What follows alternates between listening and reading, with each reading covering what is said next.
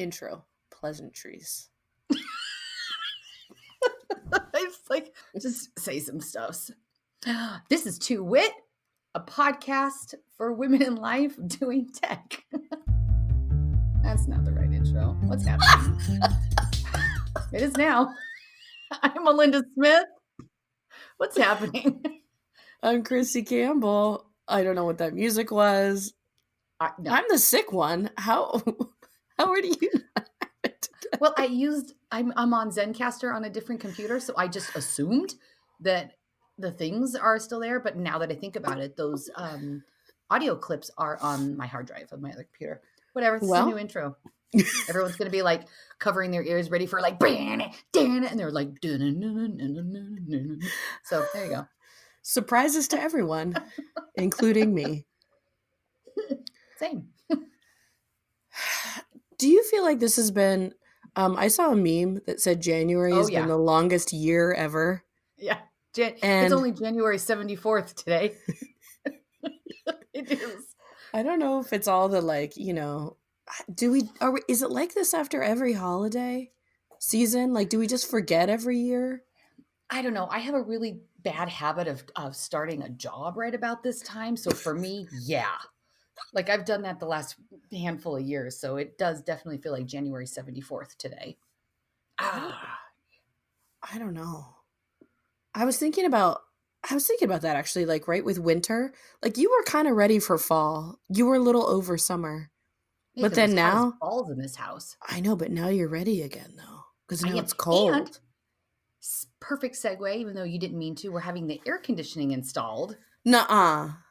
Yeah, like for real grown-ups. So the house doesn't have any ductwork because we have like the steam heat that's on these funky like baseboards. So they're having to put in ductwork and the ceiling and all this shenanigans. And they're like driving their trucks up on the ice and trying to put in air conditioning. But this summer, it's going to be amazing. I don't know if we talked about this when I was visiting you and we recorded together with champagne on your couch, but I've never not lived with air conditioning. So like I had to stop myself at your house from like closing doors and stuff. Like it doesn't occur to me. Oh my God, no, open everything. It doesn't occur to me to leave it open because I have never really lived with it. I think I told you this story. We had it at the apartment when we moved to Long Beach.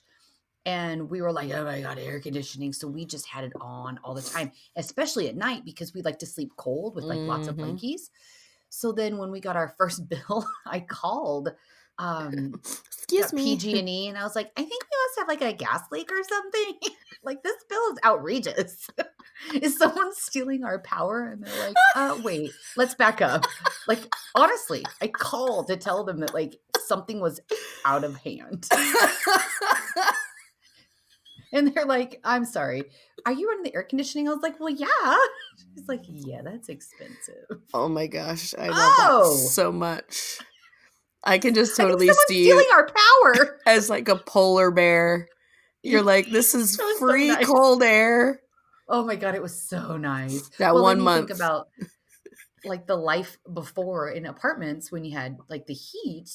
You kind of congregate. So you never paid a lot for heat because in an apartment would keep it hot. Either way, I was certain that there was some kind of like leak. Gremlin. Yeah. Well, it for sure wasn't our bill. That's not our bill.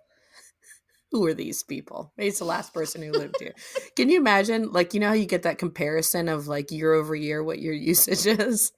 Yeah. That's super but then like it's tough to start the balance billing because you don't know your billing cycle yet. But apparently yours went a little crazy. Well, yeah. So then it's good. Like it's nice to have it. It will be nicer, especially when it's really hot. But there's like a nice little break for about 4 months where we're not having a hefty gas bill. Yeah. But that will just swing that right over to the energy. Yeah. Cool. Costs an arm and a leg. Welcome to adulting. Yeah, it's crazy expensive. Well, and because they have to put the ductwork in, it's not like they're just setting a unit outside. But, increase the value of the house and whatever. It's expensive. Yes. Blah, blah, blah. Budgeting. Catch me mid-July and I'll be like, oh. Remember that time when I said I hated it? I love it. Yeah, it's Speaking going to be of amazing. loving it, maybe is that a good guest segue? I can't decide. Sure. Um, we joke about the fact that the only non-explicit episode that we've had was with Tony Prophet, and I feel like this might be a contender for number 2. So really, just making our way through the Office of Equality with Yes. with our best foot forward. So Melinda and I both heard James Loduca speak at Midwest Streamin', and he just is such a lovely light of human. Mm-hmm. Light's a And good word. and I also love that Melinda will just email anybody and say, "Would you like to be on our podcast?" And they keep saying yes. So Yeah. dream big. And yeah, so we had a chance to get some really cool stories from James Loduca. Do you have any other warm, fuzzy thoughts about why you wanted to interview him before we? No, I mean he is putting amazing things out there. He is a wonderful soul. But the clincher, yes, was the 2 years ago, hearing him talk about the creation of his family. And I was like, that guy, I love that guy. That guy has passion. I love it. So yeah, let's do it. Let's do it. Let's bring him on. With maybe some music, maybe some other music. Yeah, I'll put the right music in later.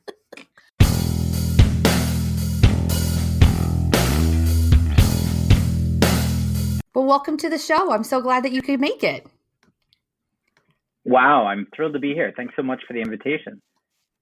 We are very excited. I didn't tell anybody in the Twitter spheres that you are coming on. So I'm excited that we're going to put this out there and people are going to, well, I'm going to say wet their pants, but maybe not. Maybe just be really excited. So, welcome to our Allies episode. I always like to reiterate for our listeners that we like to, every 10 episodes, have an ally on, an ally to women in tech. And then also it kind of flips around and hoping that the ally can teach us how to be better allies to other people in our community. So clearly you have an impressive resume. I really like, what I love most is the give back that you've been involved in. So I guess kind of where did it start? Because it looks like you had more of a for-profit beginning, and then you moved into these give backs, and like, how did that spawn? Oh, I love origin story questions. Those are the best. Yay! So I'm going to go way back. I am the son of immigrants. Dad's Italian, mom's Mexican. And because my mom in the 50s had a radical idea that she would go to college, get a degree, and be a working woman, which was truly radical when she was, just starting out her career. She was a Spanish teacher and a mom of 3 kids. I was the youngest. And because I was the last to come along, I was often found myself being raised by my grandma. My grandma, in and of her own right, was a really impressive woman. She was married to my grandfather, and at a relatively young age, she lost him. So she was in her 40s when he died, I believe. And he had started, and I swear I'm going somewhere with this story. He was entrepreneurial. He had started an auto body shop. So it was Reynosa's Auto Body. The surname on the Mexican side is Reynosa. And when he died, my grandma, get this, decided that she would teach herself how to fix cars, become the proprietor of his auto body shop.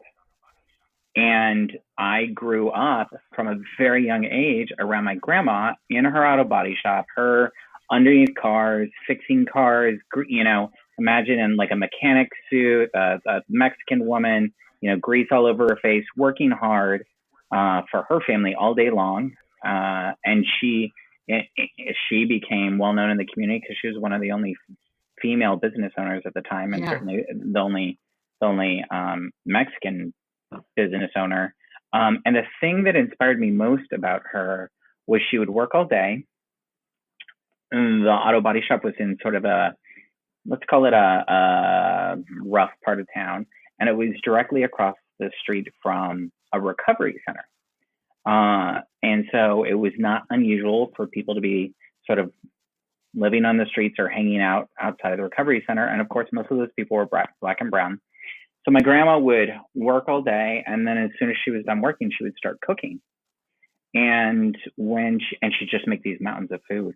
And when she was done cooking, we would go out onto the streets, and she would feed people.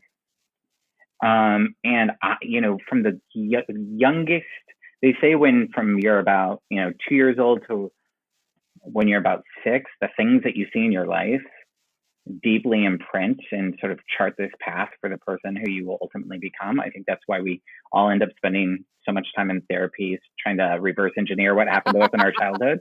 And I just had the great fortune of having this role model who was this strong, entrepreneurial, business savvy Latina who was deeply committed to the community in which she did business.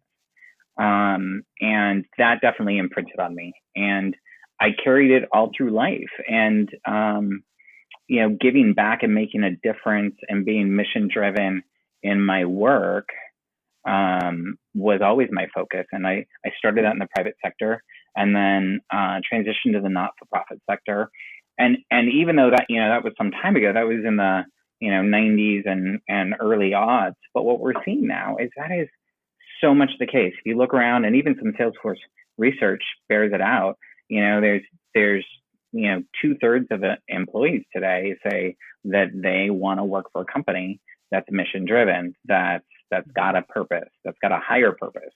And so, I think we're going to see more and more of this as we continue down this path in the fourth industrial revolution, for sure. I think it's really interesting because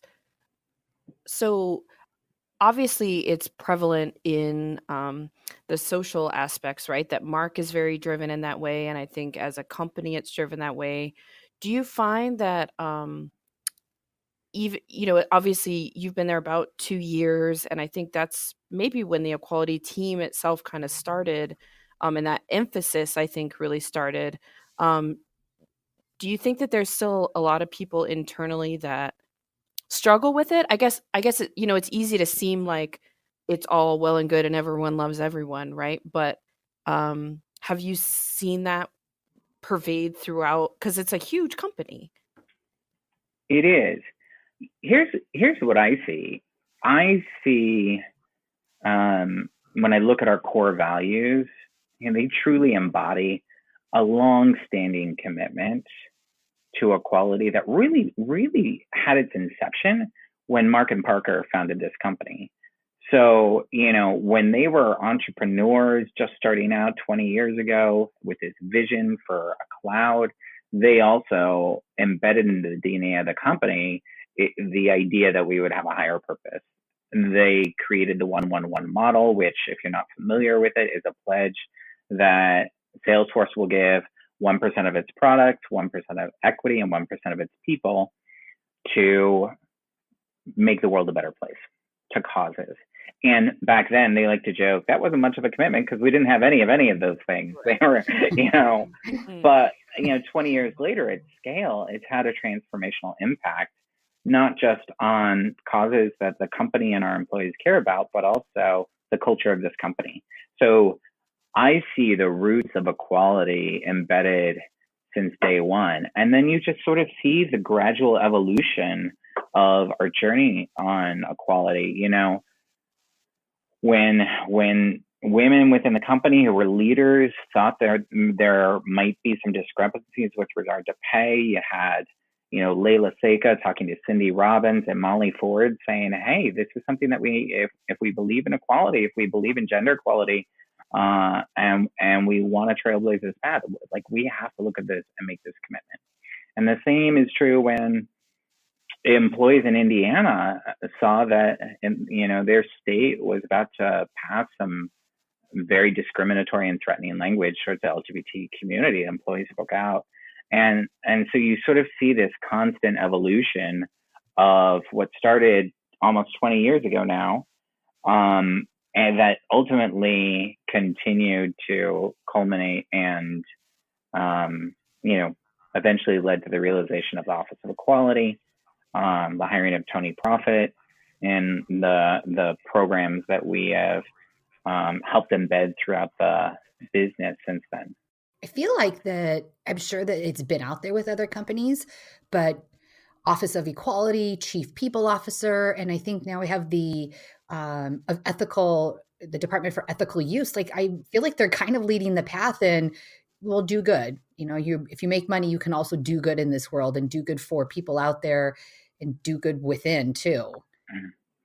Yeah, and I think it really comes back to our core values. So if you look at our core values as our North Star, you know, trust is our single most important core value. And as you know, trust became increasingly important in this fourth industrial revolution, we appointed a chief trust officer.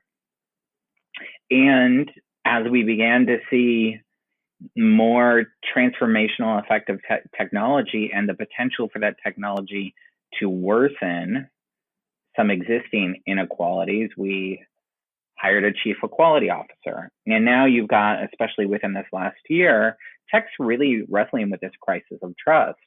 And specifically, you know, the realization that technology isn't inherently good or bad. It's what you do with it that matters. And so are we making sure that from sort of a systems perspective throughout the business, we are applying the right questions and the right lens to make sure that our technology is deployed in an ethical and humane way. And that led to the creation of the role and the office of the Chief Ethical and Humane Use Officer. And it's been a remarkable journey, because every time it seems like that a new challenge is confronted by the industry, Salesforce never hesitates to rise to that challenge. You know, we pause, we almost step back and think reflectively, we listen to what's needed, and then we take action. And that's one of the reasons why I so deeply admire the leadership here. I like that too. I don't feel like they ever shy away from a challenge, but they might take a minute to say something. But that's just because you need to digest, make sure you have all of the actual information, because we know out there with the news and social media that you can often get an abbreviated part of the story or a skewed part. So I appreciate that they take a minute, but I have the things that have come up like in the last couple of years. I don't think Salesforce has ever been like, I don't want to talk about it. It's true. You know, part of being a leader means being fearless and having the hard conversation. And being able to have a hard conversation really starts with listening. And, you know, leadership here is very intentional of cultivating a beginner's mind in all of us, going into a room with a beginner's mind, showing up ready to listen, hear different points of view, and recognize that we might not always agree on issues. Look, we're nearly at 40,000 employees at this point, and these 40,000 employees wow. span the globe and come from regions that are going to have different views. And what we are very mindful of is that you come into a room, you share your viewpoint, and you might find someone with the direct opposite view as yours. And you might be certain you are right, and your viewpoint is absolutely the best, the most informed. And you have someone in your Ohana that's on the exact opposite side of the issue. And what we are very mindful of is that person is not only just as certain of their point of view, but they also love this company and want what's right for it just as much as you do. And that realization and that consciousness helps us all listen differently and show up for one another differently. And I think that's important. It's hard sometimes to hear. Yeah, I was going to say, you know, I feel like we always talk about how like you don't necessarily understand how like the Salesforce community is different. I feel like especially given your background with other non-for-profit kind of areas and like that, I don't want to say touchy-feely, that's the wrong piece, but like the fact that we're like fangirling about you being on the show about like work stuff, right? That's kind of interesting. So like, what would you say is kind of your favorite part of the community of, you know, whether it's at events or podcasts, like the non-employee, you know. your favorite one. like the non-employee aspect of being a Salesforce Oh, superstar. come on. That's like asking me to pick a favorite child, which is Well, that's easy easy for right me now. right now, actually, because I only have one. Here's the thing about the broader Salesforce community, and it was surprising and delightful, and is really my truly favorite thing. It is a community of people that I find deeply enriching, both on a professional level and on a personal level. And so, sure, I might get invited to attend something or speak somewhere or be on a podcast, but it's a share my experience, share my knowledge. But I got to say, every single time I interact with the community, I learn things. I walk away sort of with an expanded worldview about an issue that I hadn't looked at from that perspective before. And so I think it makes me better. And then I look at it from the view of community members. That's what the community is doing for one another. And that's a really beautiful, powerful thing as well. So pressure's on. By the time we're done, you will have had to taught me something new.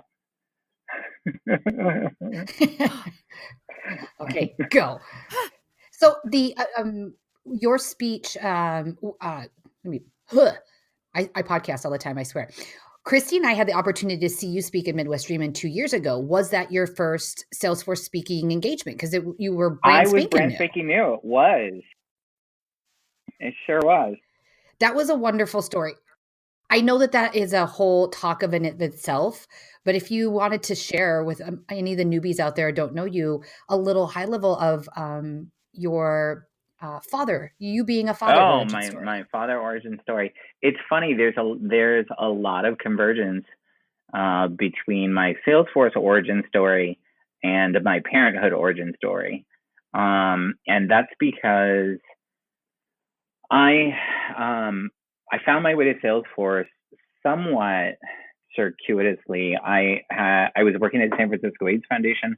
I was a leader in sort of the nonprofit LGBTQ HIV/AIDS sector, and because of some innovative work that we were leading for the city of San Francisco in an effort to make it the first city in the world to end HIV transmission, it led to an invitation to speak at the White House, which sort of turned into an invitation to speak in the opening press conference alongside Mark and Nancy Pelosi and the late Mayor Ed Lee at Dreamforce. And thank God I had very little knowledge of what Dreamforce was when I got that invitation. Because had I known, I would have been so much more nervous. Because I went in thinking, oh, I just spoke at the White House. How hard can an opening press conference at Dreamforce be? It was like 10 times more nerve-wracking. Because you've got Mark, who is not only metaphorically a giant, but he is also literally a giant. Yeah. and very and tall then human. Yeah. These incredible leaders who I just deeply admire and respect. Speaker Pelosi, Mayor Ed Lee, Deb Dugan, who's a Salesforce customer, CEO of Red, just doing some extraordinary things. And talk about some serious imposter syndrome in that moment, thinking, gosh, what am I doing here? And I was invited to give an update on HIV/AIDS. And at the very last minute, the night before, I thought to myself, all of these people are super technical. They work in the sector. And if they want an actual update on HIV, they could just sort of pull out their smartphones and search, here's the latest facts and figures. So literally the night before, I threw out my script, and I just decided to speak from my heart. And what I said was that fundamentally, I believe that empathy is the birthplace of equality, because we are all neurobiologically wired to connect. It's proven out in the research, and studies show that it is our biological inclination to seek out connection. And if we're able to lean into that biological instinct and see ourselves in people, then we can't other them. You can't other someone you see yourself in. And if you can't other people, then you can't discriminate against them. You can't pass laws that marginalize them. And so if we can lean into empathy, we create the cascade effect of pulling people in from the margins. And if we can pull people in from the margins, we're not just going to solve HIV, but we're going to solve racism and sexism and violence and homophobia and xenophobia and all, because all the terrible things happen in the margin. And so I drew this sort of broader connection between what I can do as a human being today, what all of you can do in leaning into empathy, and how that translates to a more equal world. And that was my HIV update. And what I didn't know at the time was the man who would become my boss, our chief of quality officer, Tony Prophet, was in the audience. It was his first week on the job, and he heard me speak, and we exchanged information, and it led to a conversation. And he said, hey, I'm new, I'm building a team, and I think I want you on it. And that ultimately led to a job offer. And now, to your question, 2 days after I had sent in my acceptance letter, I hadn't even started Salesforce yet. I got a call that I had been waiting a very long time for, about 2 years, and it was our fertility doctor, and we were pregnant, and we had been trying for about 2 years, and to be perfectly honest, that was sort of, kind of an oh shit moment for me, because all of our lives, we have been taught that, culture tells us and society tells us and corporate culture tells us you can either start a new career or you can start a new journey as a primary caregiver and start a family, but those two things cannot go together. And that's a message we have all received all of our lives. And it's something that we are working very actively to change. It was that moment of tension for me because I didn't know the culture that would greet me at Salesforce. I didn't know that it's a culture that's deeply focused on being an inclusive place where every single person, regardless of who you are and what your identity is, can show up, do the best work of their career, be their full authentic selves, and succeed. And so in my case, what that meant is I was immediately eligible for 6 months of paid family leave, regardless of gender, regardless of tenure, regardless of how my family was formed. I had a super supportive boss. And when I was ready to come back to work, we were greeted with not only support programs for childcare, but also a gradual return to work schedule for the first month to make sure that the transition from primary caregiving to workplace was eased as much as it ever can be. That's awesome. Yeah. Wow. Places do not offer that. I mean, we just need to be better to our parents. But you're right. Like, there are so many parents out there that are like, okay, I'm either a parent or I have a career. I can't have both. I had so much anxiety with going back to work after my kiddo that you work yourself up and when you don't have the support, when you get, I think I got 6 weeks halftime pay, short-term disability, which always makes me smirk that my baby's not a short-term disability factor, but that's what they call it. Pretty long-term. Yeah. Right. So, that's amazing. That's awesome. And then you have taken her all over the world already. I have. I was fortunate to be instilled at a very young age with a sense of adventure and a deep interest in exploring other cultures and travel and being outdoors and just being out in the world. And we definitely wanted to pass that on to our baby daughter, who's now 16 months old. And it appears to be working. We're finding that she is truly fearless. And we love that. We would love if the fearlessness was accompanied by just a little bit of caution. But we'll work on that. And it's just been a delight, because you're a parent. Being a parent is the ultimate hardest job in the world. And there's no such thing as being a perfect parent. And I think it just, it equips you with the ability to move about the world with a little bit more perspective and a little bit more humility. And I think that's a really valuable thing that we want to celebrate and learn from parents, and especially working parents who work outside the home, because it's a tremendous asset to companies. Well, I'm not a patient person. Sorry. So I really thought having a kid would make it worse. And I find myself to be more patient in other situations where I'm like, all right, this person's really trying their best. Or maybe they had a really crappy morning and I don't make it worse by yelling at them. Maybe they didn't get a nap and I don't give them the scowl face at Starbucks and just let it go.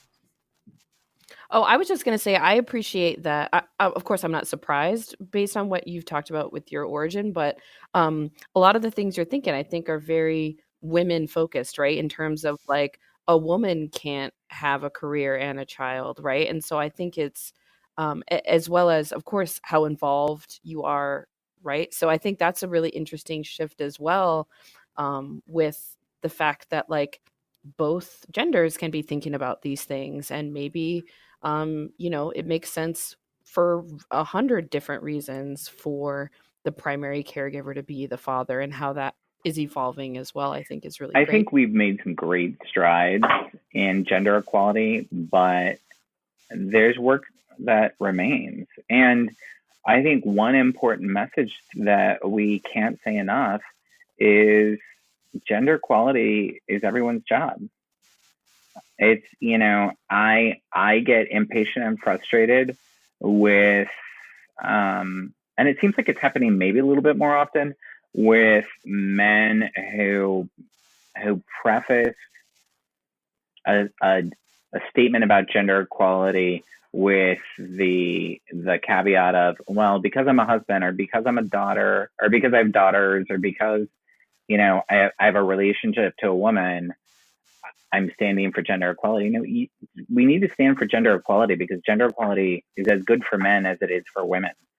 And we've got work to do in that area. And we shouldn't let anyone off the hook. We shouldn't let any unmarried single guy who's not a parent off the hook of taking a stand for gender equality.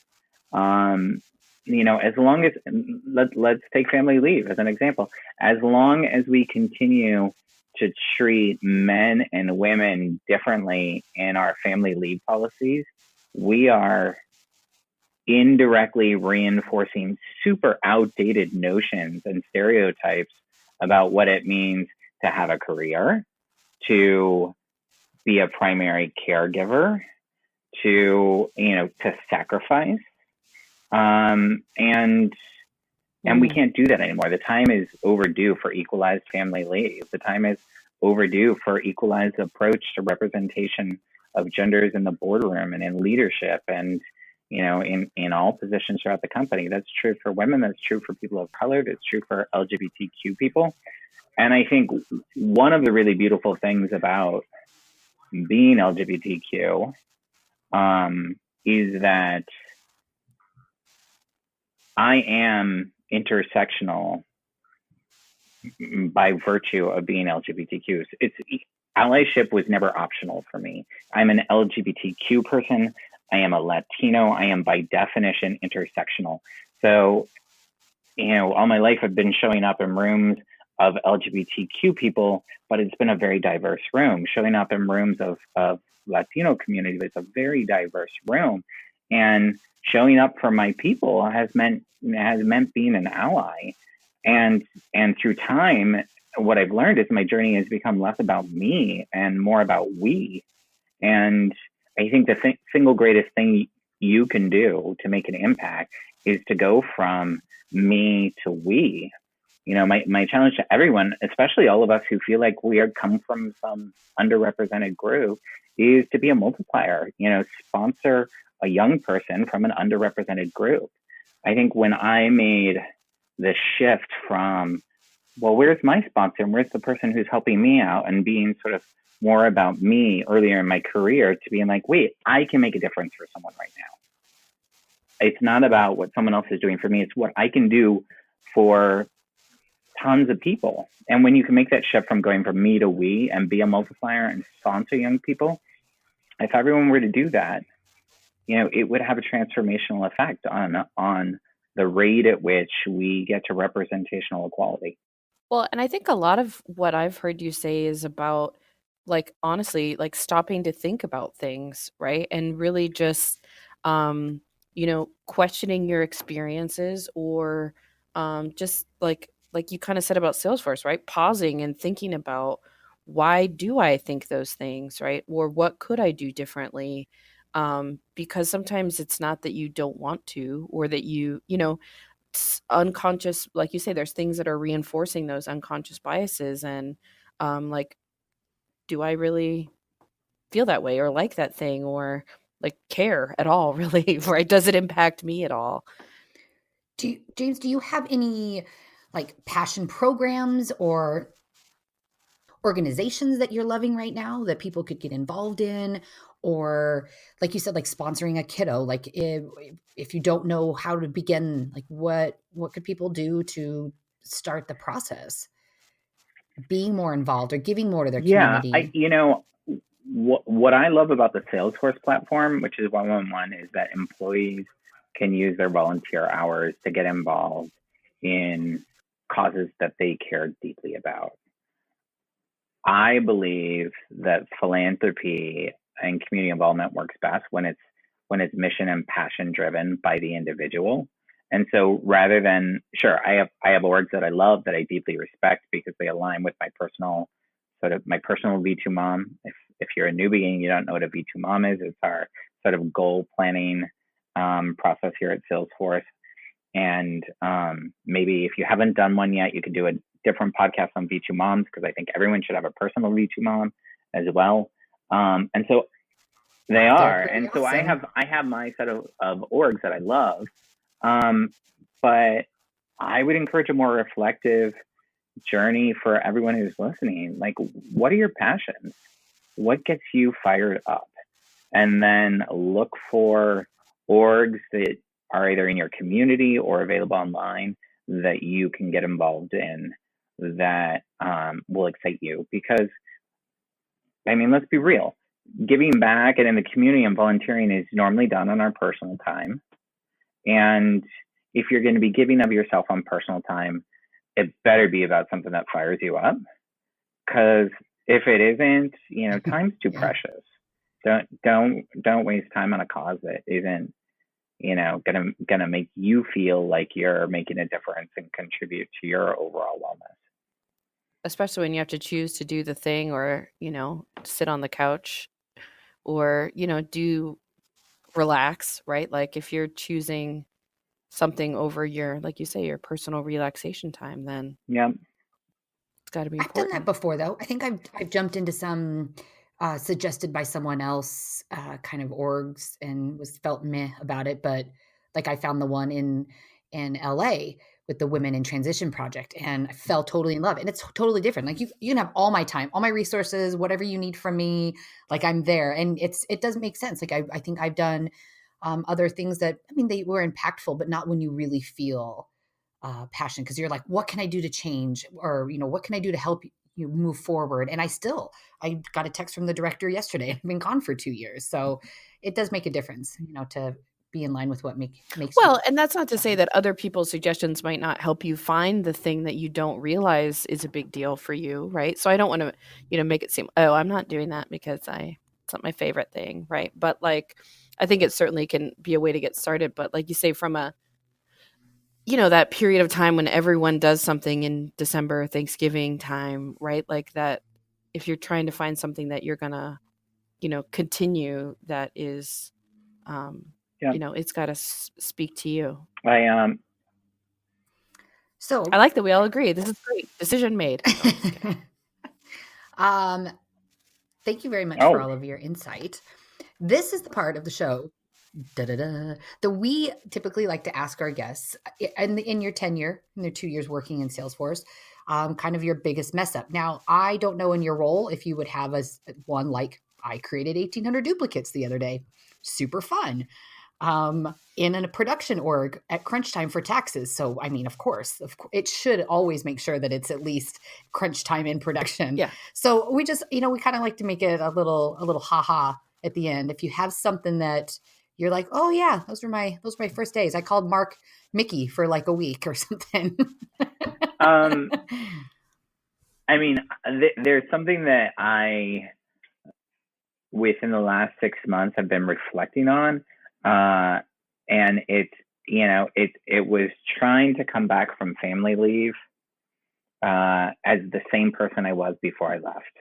And without giving myself permission and my team's permission to adjust to my new reality. And because, a lot of things change, and, I don't think I really made space for that when I came back to my role. So I tried to show up as perfect and as committed in all the same ways that the team was used to seeing me. When the reality was that wasn't true. I was struggling. I was trying to figure out new routines. I was sort of unsure of what I was coming back to, torn with what I was leaving behind. Like it's the story of every single new parent who's reentering the workforce, trying to figure things out and go down this new journey. And I think I would have saved myself a little bit of heartache, and some of my team, quite honest, a little heartache, if I would have just shown up a little bit more authentically as where I was at in life when I came back from family leave. Because there were definitely some strains where it's like, wait, why do you go home at 4:30? Well, it's because I have to pick the daughter from daycare. Like I have a new set of commitments. Yeah. Oh, sorry, I can't cover that 6 o'clock meeting anymore because that's bedtime, and she needs a bath and to be fed, and just allowing myself to be okay with that and not feel guilty about it. And just recognize that, this is my new reality. And if I'm honest and transparent about this with my team, the team rises to support you because that's the environment and the culture we have here.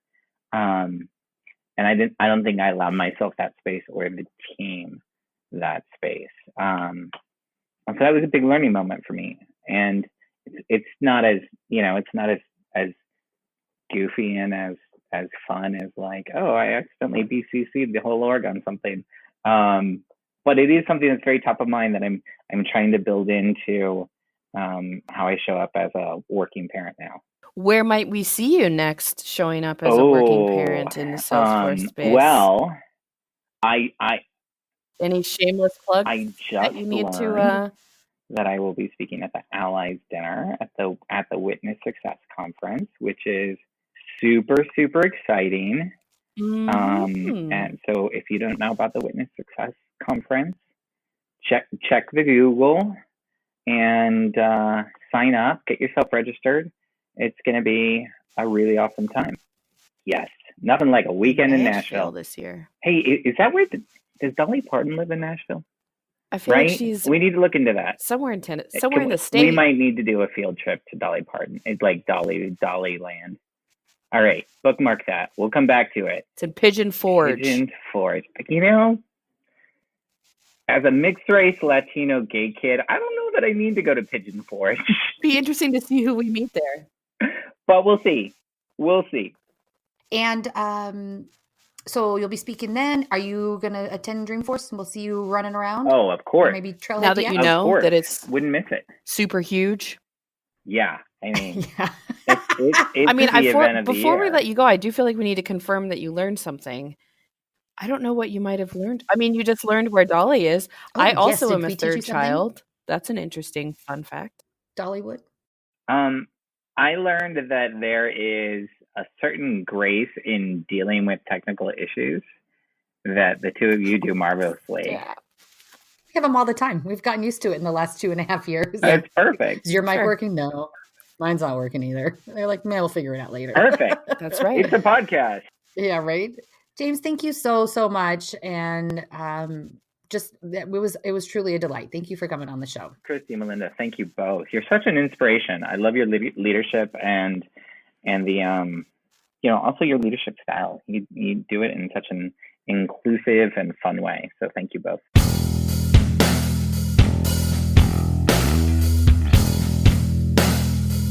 I love that he loves a good origin story because I love a good origin story, which ties to my Superfave. We'll come back to that. And sometimes I feel like you worry that people are going to kind of be like, oh, yeah, I've told this, or, oh, sure, let me tell you how I got started. But he says, I love a good origin story. He's like, I'm ready yes! to dig in. I'm going to tell you from when I was a kid. I'm doing it.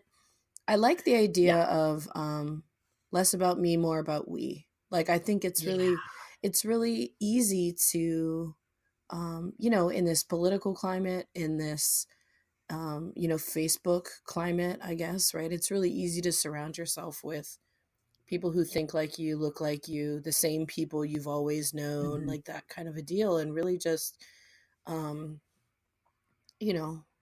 the way that even just,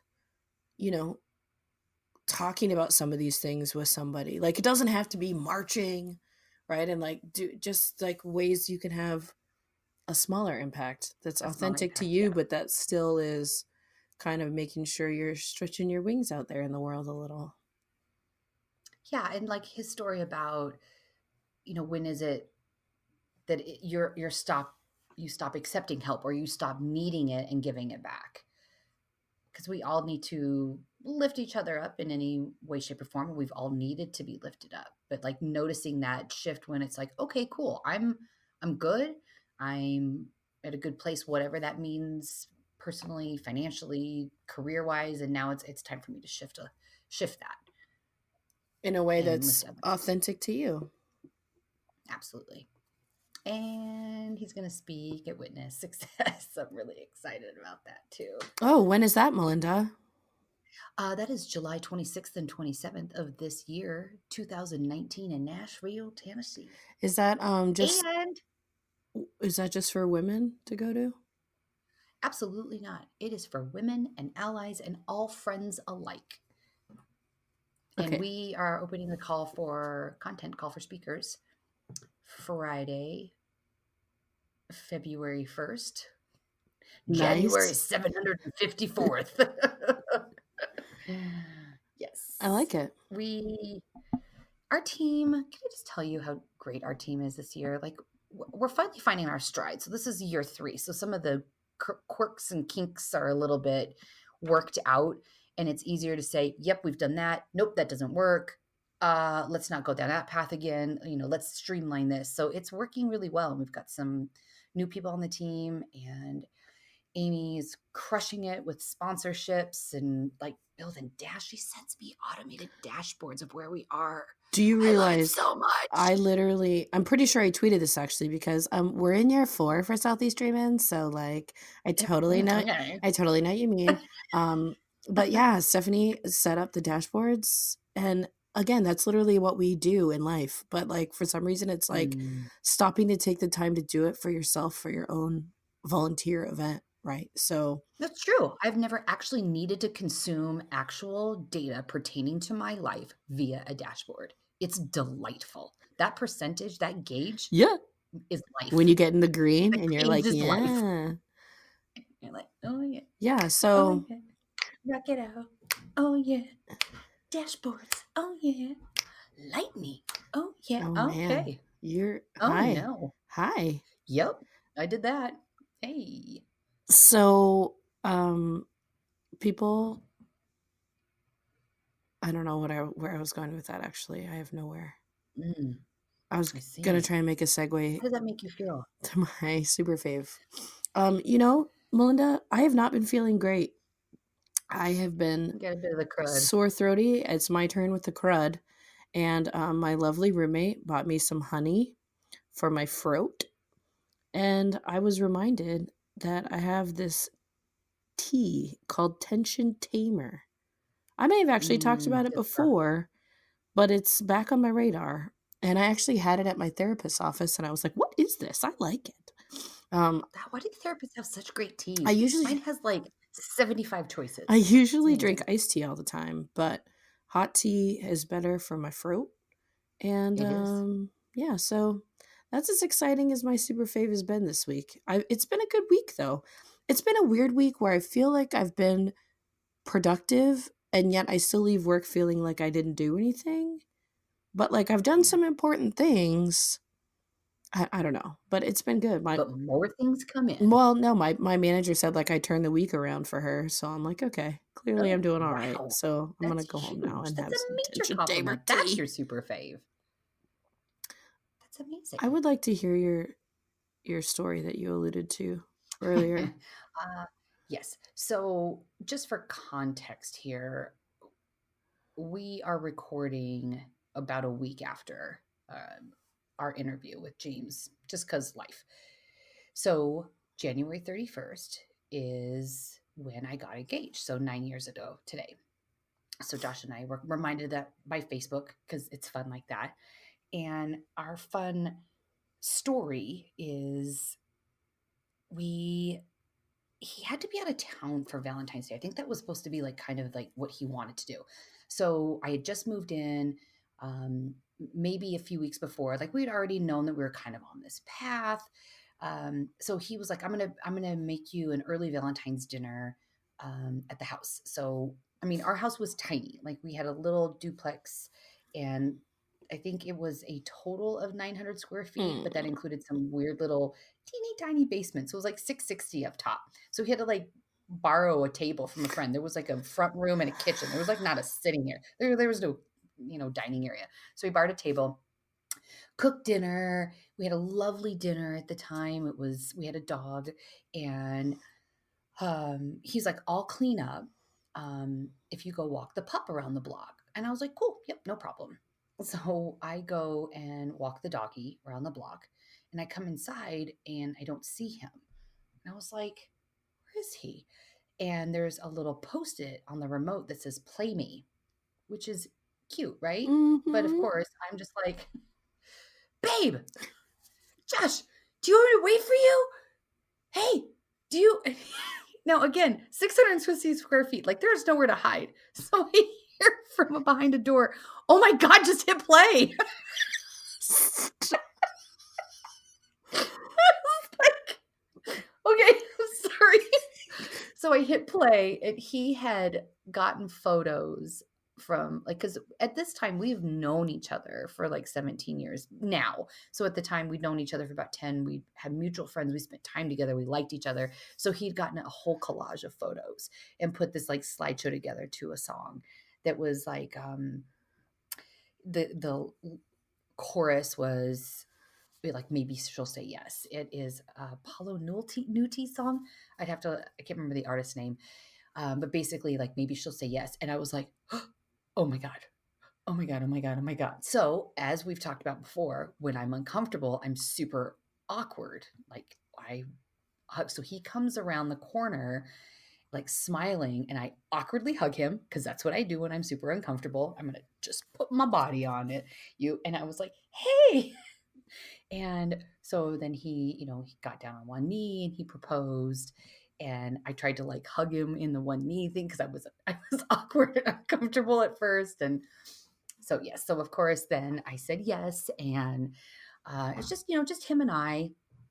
And he was laughing at me and he's like, oh my God, woman, it's just said play me. And he had actually organized a surprise engagement party.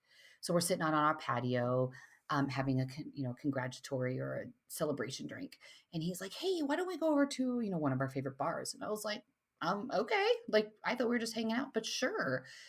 And then there's this downstairs area, and he had, organized all of our friends to get together and family, and it was a surprise engagement party, and it was very sweet. And there was a cool cake with like one of our pictures on it, and of course he always knew I'd say yes, but we always make the joke on like how awkward that'd have been if I'd been like no, and he had to go to the party and be like, oh yeah, guys, this isn't gonna work out. Yeah, everyone can go home. Please take a slice of cake on your way out. Yeah. So. Oh my God, just hit play. Babe, you want me to wait for you? Oh my God, just hit play. I mean, like, why would you leave a Post-it and me be like, oh, I should wait for you? Yeah, who else? Maybe some other person came, and the person who used all your electricity, they came in and left the Post-it. And because the house is so huge, he just needed to put a Post-it. Like, if he wanted, in case he wasn't watch there, it together, he just would. Yeah, right. In case I'm in the west wing of this duplex, it's play. I'll be back. Oh, I love it so much. It's so perfect. I have not heard that story before. Oh, yes. So I'm happy that everyone got to enjoy it with me. I enjoy you. And I hope everyone enjoyed James. And then I think that's all we got, guys. Stay witty.